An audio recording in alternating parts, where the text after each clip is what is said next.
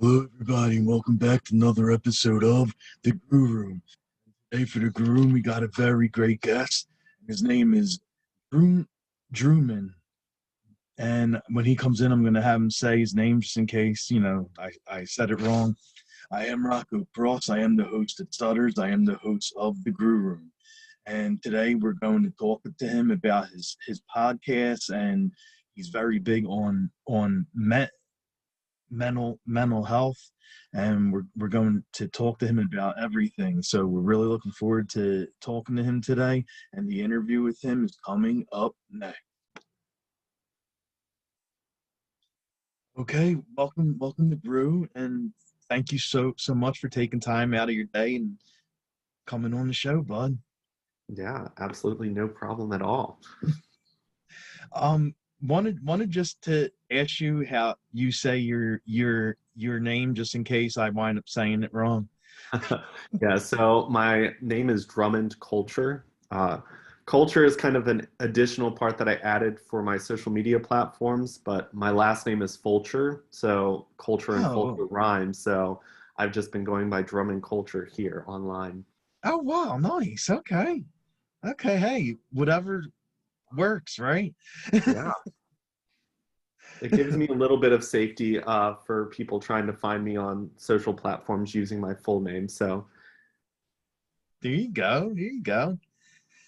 So I see you have a show, and you got your own podcast, Positive Talks. So can you tell us a little bit about the show and how it started and what made you want to do it and all that? yeah, sure. So Positive Talks really just kind of came out of nowhere for me. 2020, I think all of us can agree, did not turn out the way any of us had planned. Oh no. And so I had gotten my passport in 2019. I had tons of different plans to kind of do a lot of traveling and collabing with people that I had met previously at VidCon the year before. Okay. And I was just super excited to be able to finally have a job where I could work remotely and still get paid while traveling and creating content like I love doing. And when the pandemic hit and kind of put a stop to all travel and really put a stop to collabing with people who even lived close to me, we decided that I was still going to do it somehow. At the beginning of the year, I had a lot of friends send me footage of them, and I tried to kind of mush it all together for a YouTube video. And it was really nice, but that was a lot of work because not all my friends are content creators. So getting them to understand like the formatting and lighting is important, and like the mic volumes were all different. I was just like, this is not working. So I was kind of getting a little depressed about, oh, I'm just not going to be able to do this. Mm-hmm. And I mean, my YouTube channel was really doing well in 2019. And with the pandemic, with the election here in the United States, with the Black Lives Matter movement, being a white male content creator, I didn't feel like I could really put out content that would be beneficial to what was going on at that time. True. And True. I kind of stepped back from YouTube, but I felt like a piece of me was missing. And that's kind of where Positive Talks came from. Was Oh I wow. took a lot of time to ask myself, like, what type of content could I create that would be beneficial and wouldn't take away from what was happening in today's world? Because I didn't want to be doing like videos about my life and just kind of random topics, because I felt like that was a distraction from what was important. But I didn't feel like I was educated enough to create content around those topics uh, to be able to make a YouTube video and not do it an injustice. True. So I knew that positivity was something the world needed. Oh, definitely. I figured if I did interviews, because I know that my story can only reach so many people and connect with so many different people, that if I started kind of bringing people together and just having really authentic conversations, that I could kind of start opening people's eyes and showing people that we're really not that different. And for the ones that are different, I think that a lot of the reasons why people can't like get on board with people being different was because different is scary in a lot of senses. So I figured Yeah. if we get a positive talk showing people that different just means different, it doesn't have to be scary. It can be celebrated. So I try to do all of that with my positive talks, which Wow. Nice. Oh, wait, your screen just froze a little bit. is over. But like it became like the best part of my day. So I tried to keep it going. And I mean, I'm over 100 episodes now, so it's been really exciting. Oh man, that's so awesome. I love that. I I love hearing about that kind of stuff about how you just went went for it, like you had a YouTube channel, but you wanted to do something else, so you went in and you went in with the podcast, and 100 plus episodes in. That's like the same thing I did with this show. When COVID hit and I was in the house and couldn't move out of the house, only go to the grocery store and back. I was bored out of my mind, so I was just like, you know what? I'm gonna try this out and I'm gonna see how it works. And I'm the same way. I'm like over 100 plus in too now with my episodes for the show. I mean, you can take the time because I think that so many people before the pandemic would always say they never had time for things Mm-hmm. that they wanted to do. Then the pandemic was like, here's the time. And I think Exactly. that a lot of people took that time to be productive or like become more self-aware of who they are. But then there were some that really didn't take advantage of that time. So it's nice Oh, to I kind of know. see other people who created something with that time that they were given. Yeah, definitely. And with your show, Positive Talks, you touch on a lot of different things. Like what topics do you did you love covering the most for your show? Because I mean, you're 100 plus episodes in, so every episode you probably had like a different topic to talk talk about. Yeah, I would say the nice thing about the positive talks was that I found some people who you would really look at their accounts and admire and wish that you had their life, and they were able to kind of step away from that picture perfect life that they try to make appear on social platforms. Yeah. And they kind of showed us that they have their own struggles, and it is a daily struggle for them sometimes when it comes to overcoming some of the things that life has put on their plate. And honestly, I would say just kind of hearing those types of stories, because I too suffered from comparing myself to people on social Oh, platforms. trust me, I do the same thing. And like I when I started my YouTube channel, I was like, I just want to show people that like my life is not perfect. But a lot of people don't do that because they might be afraid that people will judge them for some of their downfalls or some of their flaws that exist. And I was just blown away with how many people were just so willing to just open up and be their authentic selves, Hmm. because they could have given me like this like photoshopped version of their life and talk about how perfect it was, Oh, but of course. they got down into the details and talked about the struggles and things that they've had to overcome in life. And I think that that's really inspiring for me and anyone who watches the positive talks. Oh, yeah. But like most when fans look at the stars, like whether it be actor or music star, models, whatever stars you like, OnlyFans, whatever. Like they think they have like these perfect lives, and that like these stars aren't sad or aren't don't cry or don't get mad or don't get happy. Like I don't know why a lot of fans think like that. I mean, stars are people. I mean, they get more money than us, but Some but of them. but when it comes down to it, normal, everyday pe- people, just like us. Like they cry, they laugh, they have their good days, they have their bad days, and like a lot of people don't think that when they are watching these people on television and or listening to them on the radio. Yeah, I mean, I did a live with someone who had never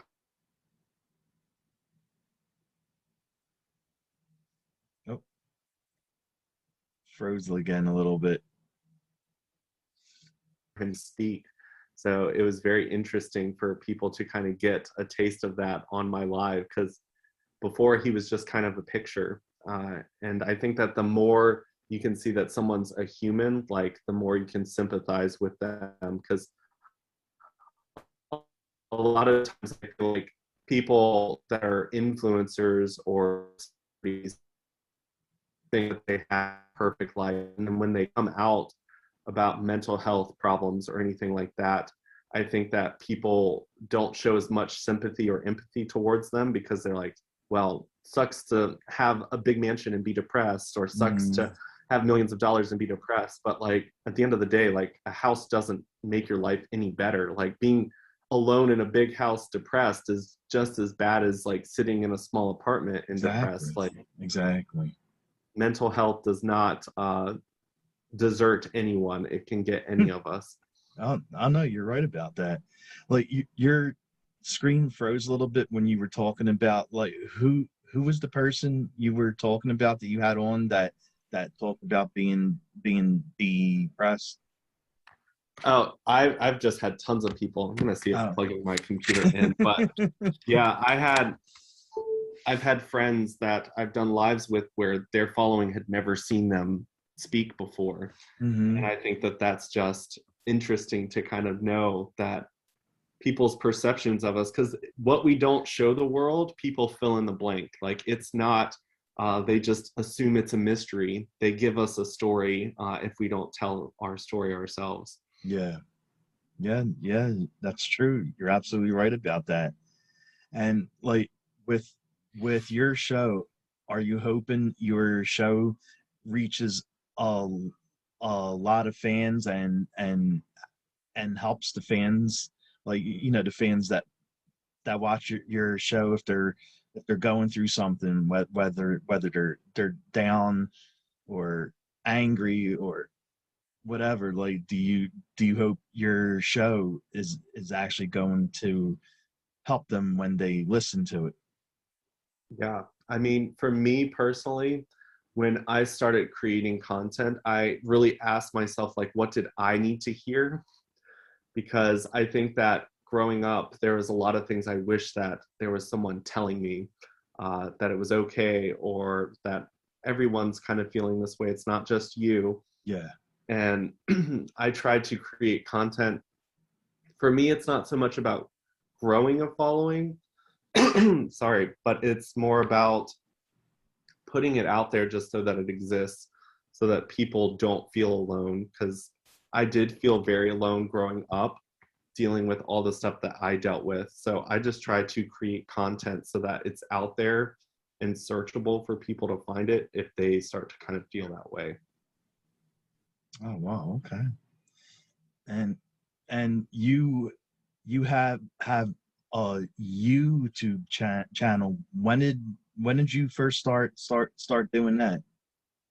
Oh my goodness. That's been a while. So my first channel was an accident. Really? I I came out in 2008, Okay. and there was a lot of people that just kept asking the same annoying questions about like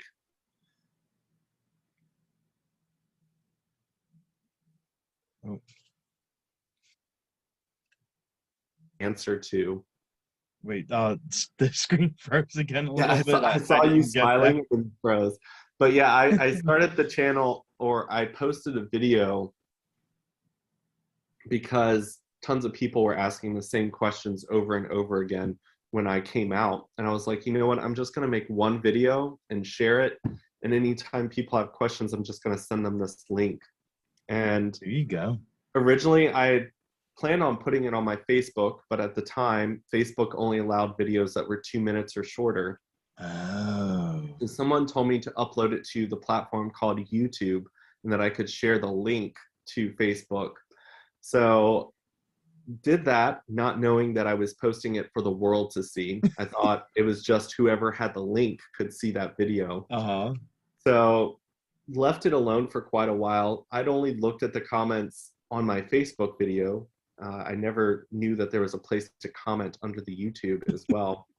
Wasn't until like 2 years later that someone reached out to me and asked how I dealt with all the hate comments that I was getting.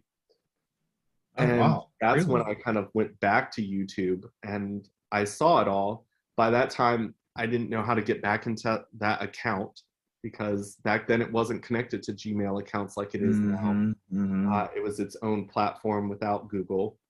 And I was just kind of looking through all the comments. And yes, there were lots of hate comments, but there was also a lot of comments where people were like, I agree. I feel the same way. Like, this story really helped me. Thank you for sharing Oh, this wow. personal story. And it kind of made me realize that more people need to share it. The shy person I was at that time probably would have never shared it on a public platform Right. knowingly, but I'm glad that it did kind of start there. I'd only really had 3 videos on that channel by the time YouTube asked me to kind of be a branded partner with them. Really? Second one was I had a 5-year relationship with a guy and it ended. So I recorded a video the day after the breakup. Oh, And wow. kind of showed the raw emotions of how much it hurts for my relationship to just kind of blow up in my face, with the Yeah. intention of creating a video a year later to kind of show them the growth from the day after the breakup to a year after. Oh, And wow. those 3 videos did really, really well. And that's when YouTube asked me to kind of partner with them. But I shared a lot of information on that channel. I did like a video where I like stuck my camera in my windshield and like drove home and then sped it up for kind of a video effect, not knowing that Nice. people could slow it down and figure out where I lived. So that I learned a lot from YouTube and making sure that my identity and where I live and all of that stuff is protected. But I deleted all of it when I started getting stalkers and the police told me that there was nothing that they could do, that Oh it's my not God, are you illegal to be serious? creepy. So I got scared.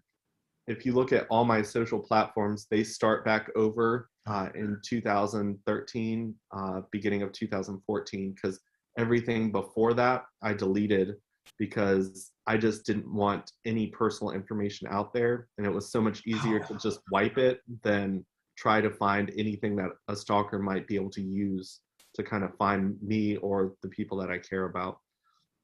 Oh my God, that's crazy. Yeah, a lot of lessons learned. Wow. Damn. Like I mean, like they really like searched all your videos for clues just to find out where you lived. Yeah, I've learned that when it comes to people who want the information, they can go above and beyond any normal person's way of going about it. Like, if I wanted to know where someone lived, I would ask. If they didn't want me to know, didn't tell me, then I'd just give up. Yeah, Not how exactly. other people are. And I felt like there was too many places that I had tagged across social platforms. Oh, I okay. was just like, my family's homes and everything were just way Gotcha. too Gotcha. available for people to find. So I started over. It wasn't as easy to build a social following, mainly because now it's very saturated and everyone wants to be a YouTuber. Exactly. So it's been Exactly. a slow and steady climb back up to the top, but it's been a fun journey. I've definitely matured since my first channel, and I think that my content has definitely improved since then too. Wow, nice. So like your YouTube channel is different than your podcast, right? Like it's Mhm. two different things. Yeah. And I've learned that I have 2 very separate audiences as well. So there are people who watch Really? me on YouTube that don't have Instagram accounts and don't watch anything over there. So I went on a hiatus of 2020 and just got back to my YouTube here recently. So there were people who just thought I dropped off the face of the earth, and they're like, "You're back." So like your pot positive talk show is of course about talking positive about everyday life and the world that we live in, and your YouTube channel is basically like you like having fun, right? Like you with your friends, or you going on a date or something, right? Yeah, so I definitely have videos talking about some horrible dates that I've been on, and I've definitely done some fun, goofy videos as well with my friends for different collab stuff that I've done. But yeah, my YouTube was definitely more geared towards just kind of telling my own personal story, so that people knew that there were other people out there on the same journey that go through some of the same experiences. Because I still identify as a Christian, and being Oh, good. gay, like that's a journey that most gay people either they give up religion or they give up being gay. Yeah. Whereas I chose both because that's both of them are a part of me, and I won't allow other people to tell me I can't be whatever I want. Exactly. So I kind of share those journeys, and it's very interesting kind of seeing like videos from like 6 years ago and how I spoke about certain things and how I feel now. But I try to be as authentic as possible. So most of my videos are still up and able to be watched, but it's funny to see like little baby me talking versus me here at 32. Okay. And when you first came came out, like were how did like your friends take it, and like your mom and dad family take it and stuff, like when you first told everybody? Yeah, so I didn't choose to come out. My Oh. stepsister decided to out me to my family. Oh my God. So I in a way, like, it sucks because I believe everyone should have the right to choose when they come out to the people that are in their life, but also Exactly. like I feel like I probably would have been in the closet a lot longer had she not done that. Okay. So I'm upset that it happened, but also thankful that it did, because that started my journey of like self-acceptance and self-love sooner than I might have started it myself. But my dad has always kind of had an issue with it. He's gotten better. Okay. He still, when he like meets a significant other that I might bring home, kind of gives them the very short end of the stick. Sometimes he's pretended they don't even exist in that same place. Yeah. Whereas when you see like my sister, when she brings a guy home, like my dad's sitting there having a conversation Oh with yeah, him. of course. But for the rest of my family, like most of them were very accepting. My youngest sister that I live with now, she's also part of the LGBT Oh, family. nice. So uh, my dad got blessed with two of us, and then my other sister is very fluid as well. So he might as well just say he's been blessed with three very LGBT children. There you go. Okay. Oh man, that's funny. Like, and like, what quotes do you like? Because I was on your page earlier, and you have like a ton of quotes like all over your page, and it's all happy quotes, positive quotes, and I was reading some of them, and I was loving it, because like it's very positive, and it it could it could hit something you're going through and put a smile on your face. So like, what are some quotes you love it to say, or you love hearing?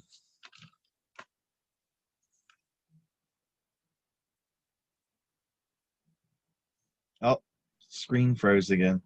Yeah, I was trying to like turn off anything that might be taking Wi-Fi here, but It's all I'm good right. on Wi-Fi. But I mean, yeah, I use a lot of quotes. I think that when it comes to the content that I put out, I don't want it to just be like a smiling picture of me. I want Mm-hmm. it to kind of also have like that additional like push for positivity and trigger you to think a little bit more as well. But I think that my favorite quote is like the journey of 1,000 miles starts with the first step, just because for me, uh, there's so many experiences that I would have never experienced if I didn't just take that first step and try it. That's true. And so, me, as a YouTuber, that was a step. I think the positive talks are a step. And I just here recently stepped out of corporate America to be an entrepreneur and do life coaching as well as my content. Oh, And sweet. that was a Nice. step. Sometimes you get kicked in the rear to force you into that step. But I think that just trying new things is so important when it comes to our lives.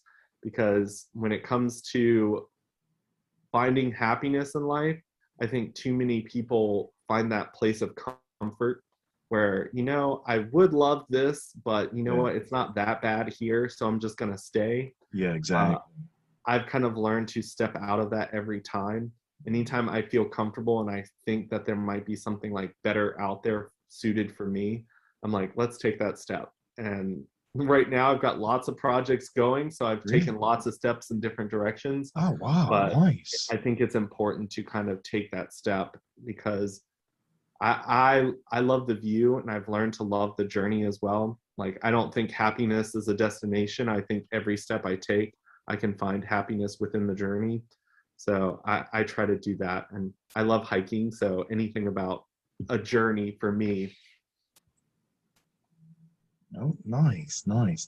Yeah, I saw that too on your page. You love hiking, and it looks like you like camping too, right? Yes. I definitely haven't done the camping in a while. My Okay. sisters and my mom, we would all go together like growing up. And here recently, I've definitely become more familiar with living indoors with AC and having a nice hot shower. So this past camping trip was a little bit of a shock for me, but it was kind of nice to get away from everything and just kind of sit, because I think too often our brains are tied to social media, Yeah, thinking that exactly.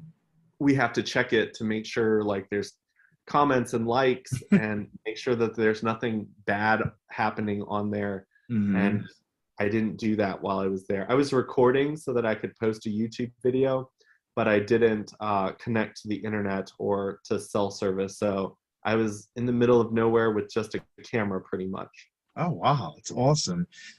You know that's actually good to do. Like every now and then you need a break from everything, break from your cell phone, a break from the internet, a break from social media, TikTok, whatever. Like you just need like a weekend, a couple days, just go out and enjoy life. Like enjoy life when there wasn't a such thing as an internet or a cell phone.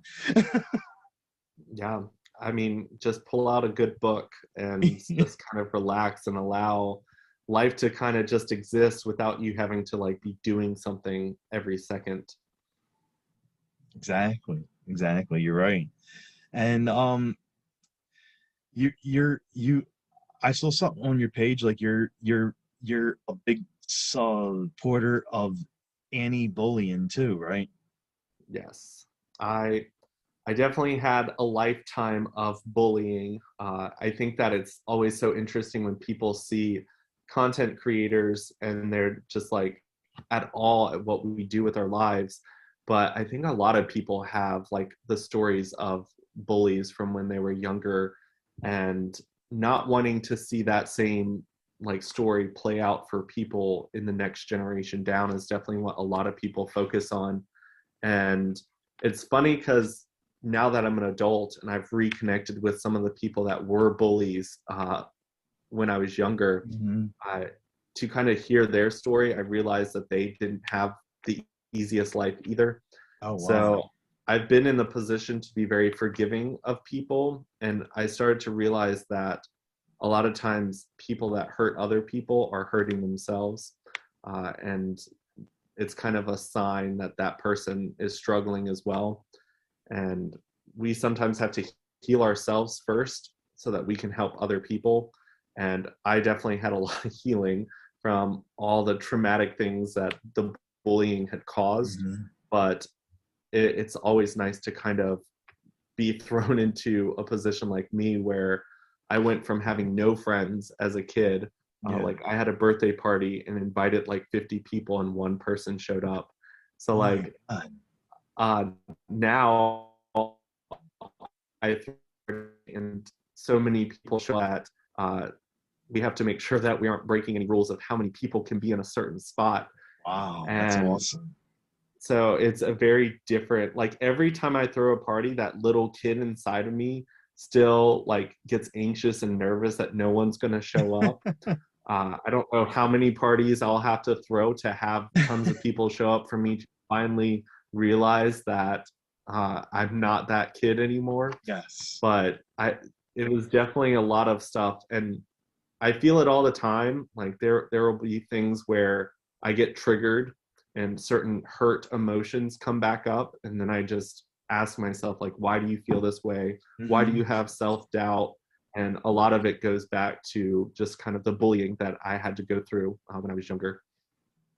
Yeah, like with that, a lot of people, like when you're being bullied, like a lot of people don't realize that words actually hurt worse than fists. Like I'd rather be punched in the face by someone than someone standing there for 5 minutes just saying all these like mean words to me, you know?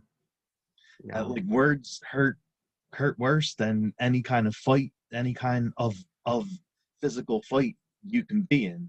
And people don't realize that. Well, especially kids when they're young, they don't realize their words are are hurting you, and people and the people that they're bullying, the people that they're teasing, like they go home and they're sad, they cry, some even take their own lives because they can't handle it.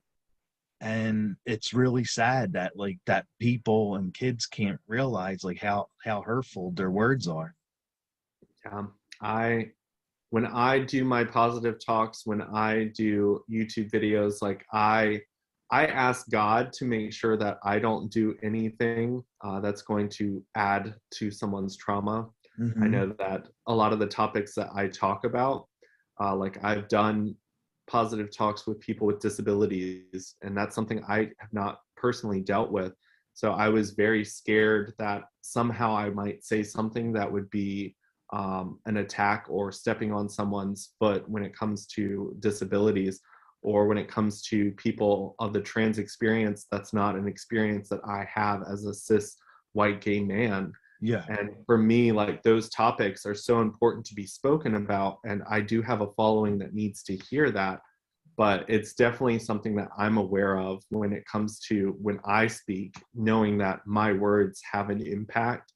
And I try to use those for good. And unfortunately, sometimes because of ignorance around a topic or certain people's experiences, you could say something. But I've learned to not get defensive when someone points out something that I might have done, and Mm-hmm. just apologize and promise to do better next time.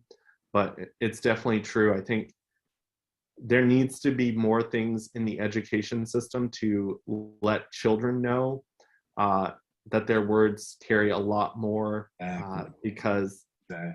I know that they say like sticks and stones may break my bones, but words will never hurt me. I don't believe in that at all, That's so furthest from the truth.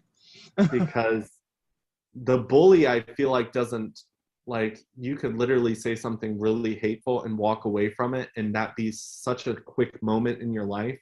But the Mm-hmm. person on the receiving end, that could be a life-changing statement that now they have self-doubt for the rest of their life. And I think that that needs to be taught. I think that old saying needs to be wiped off. Oh, And definitely. Uh, I mean, because I know all about the bullying and stuff because with my speech stuttering and stuff. Like I was born with that. Like I I've stuttered from when I was a kid up until now. I I've gone, I did classes, speech classes and all that stuff while I was in school, and even they had some kind of device you could buy and it put it on you and it's supposed to make you stop, and that didn't work either. So nothing ever worked on me. Therapy, stuttering devices, nothing ever worked on me. So I just had to, that's part of me, that's who I am. And and here I am, like, doing videos. I was gonna say, like, that's a huge thing to like say. Like, you didn't allow that to stop you from doing something that you wouldn't necessarily say a person with a stutter would jump into. Like, I mean, I was extremely shy, and I got the worst stage fright all the way up through college. So to think that I'm now doing any type of public speaking, I'm like, this is a little crazy. But yeah, my mom growing up, she volunteered a lot in the school, and she Okay. was always there to kind of help the like outcast or the underdogs of the Oh, school. So nice. those people kind of became my friends. So like, I was never part of like the popular crowd. I was always Exactly. kind of there with everyone else that had kind of been bullied and Mm-hmm. made to feel lesser than. So I had friends that also had stutters, and I kind of watched them go through Oh, different yeah. stages and like hope that something was going to like help them with it. And I mean, some I would say have gotten better, but there were a lot of people who kept getting disappointed over and Mm-hmm. over again, Mm-hmm. but still find ways to kind of navigate through the world Yeah. and not let it hold them back. Yeah, exactly. Like, I mean, I know some people that actually went for help for it and actually got cured. And but it don't happen for everybody, but I am happy for the ones it does happen for. The brain is a crazy thing. I know, right? And wanted to ask you, like, every time I have a guest on, I always ask them this because I also run a horror site, and I always ask if you like horror movies, and if you do, what are some horror movies you love to watch? So I do like horror movies. It's kind of Okay. hard for me to find other people that like them. So a lot of times I watch them by myself. But I grew up in the middle of nowhere. We have like this huge cabin in the middle of the woods, and there's definitely a lot of crazy things that have happened there. Also, living in the middle of nowhere, when you hear sounds, Yeah. horror movies definitely give you a lot to add to your imagination of what it could be.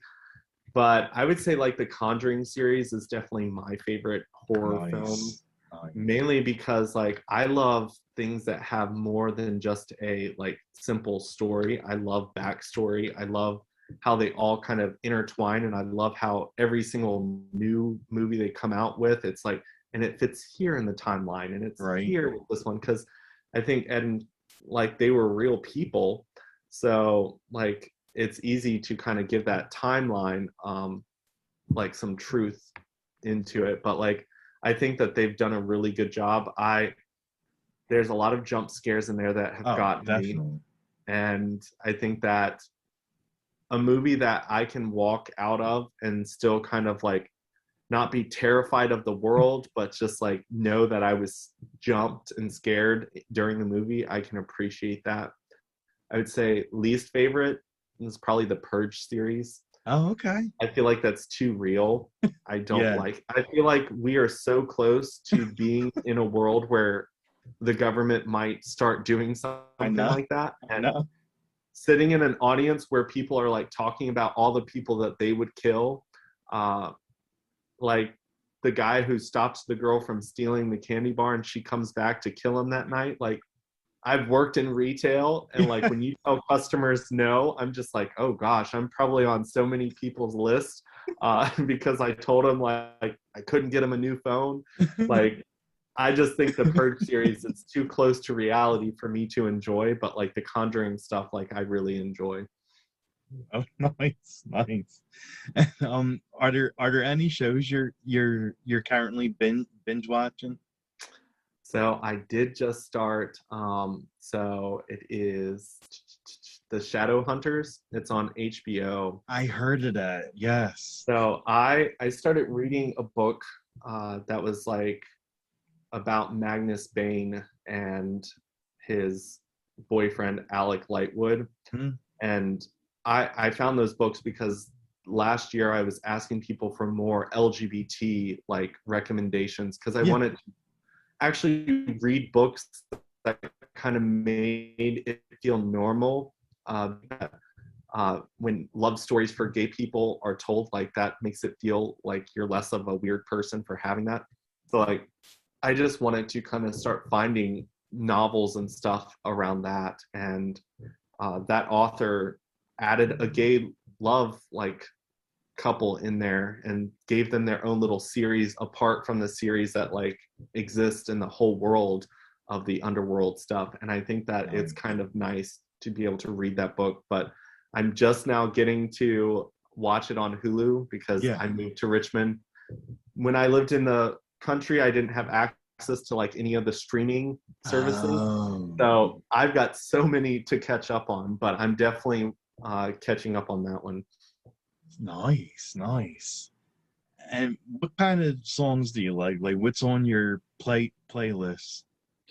I have so many. So I'm all over the place with music. I would definitely say my number one is Carrie Underwood.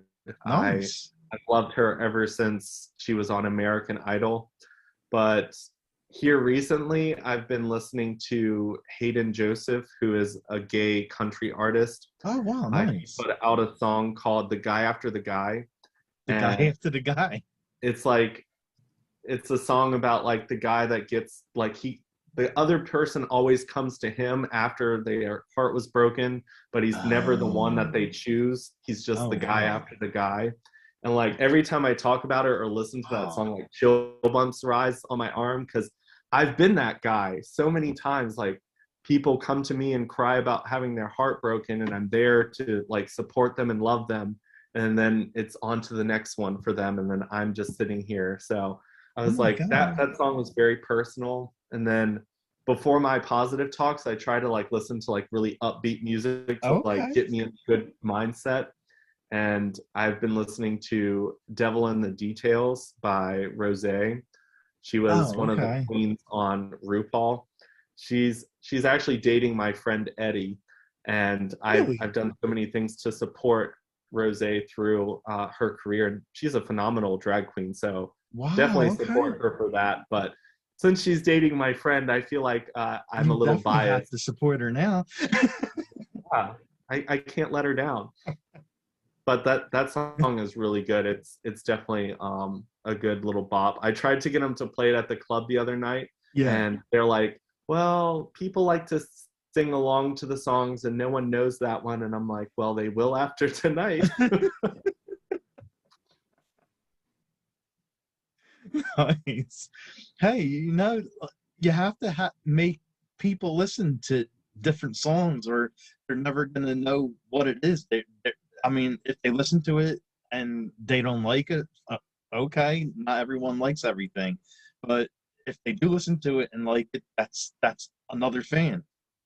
Yeah, I mean, when people take car trips with me, like they're going to hear tons and tons of like YouTubers and content creators like versions of songs Yeah, because I don't download like the original like Taylor Swift songs yeah, and all that. Like I have other people singing them just because gotcha. sometimes I like those versions better. So people will be like listening to it and they're like, "How do I know this song?" I'm like, "Well, it's originally sung by this person, but this is a YouTuber singing it." Nice, nice. And I don't know if you drink or not, but what's your drink of choice? Huh. So I prefer like the ciders. So when I lived in the mountains here,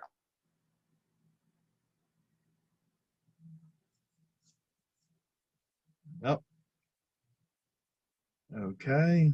Let's see. I'm sure you'll be coming back. There you go. What was the last thing you heard? Spiders. Okay. Yeah, so I stick to ciders. I lived right beside Bold Rock, which is like a little cidery here in Virginia and North Oh, Carolina.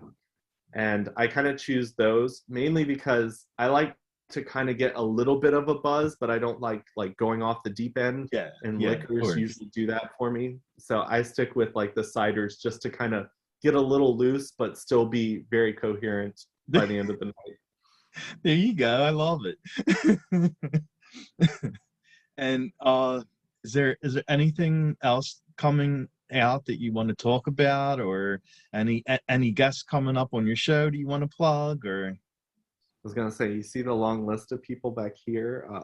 So those are all the people that I'm still working into my schedule. wow. I took a little break this week just to kind of get back into a good headspace. But I would say just keeping an eye out on my content because I have a lot of balls rolling with my coaching business. I'm really focusing on seminars to do. So Okay. like I've got one that I'm working on to help people build their content. So if someone wanted to start a YouTube channel or an Instagram or a podcast, I kind of go over the things that I have found to help me kind of grow at a Oh quicker wow. level so that you don't have to start at zero and learn all the long lessons I learned.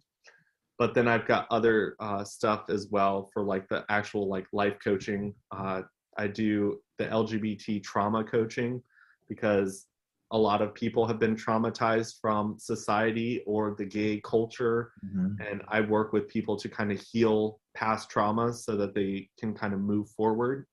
So there's a lot of different, I'm trying to make them seminar instead of one-on-one coaching Oh, okay. because it can be very draining to work one-on-one with hundreds of people, whereas doing a Sure. seminar, which would all be virtual, because I much prefer virtual life, but I've got all of that kind of going around, have to get like legal documents and all of that stuff figured out, Oh. working with a couple people on that. But it's definitely in the works and I'm super excited about it. The goal is September. So definitely be looking out for that type of stuff across my platforms as well. Oh, I definitely will. Yeah.